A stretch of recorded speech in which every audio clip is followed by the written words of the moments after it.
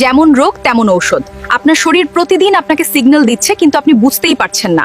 আর যদি আজও না বোঝেন, তাহলে বিপদ নিশ্চিত। মেধা কমে যাচ্ছে নাকি? মাথা শার্প করতে চান?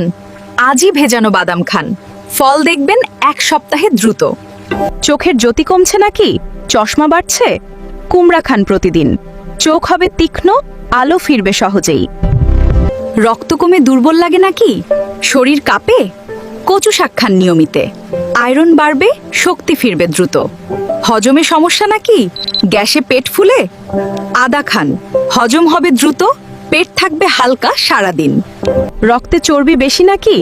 কোলেস্টেরল বাড়ছে? কাঁচা রসুন খান প্রতিদিন।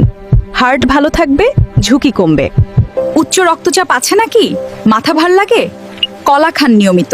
পটাশিয়াম বাড়বে, প্রেশার থাকবে নিয়ন্ত্রণে সব সময়।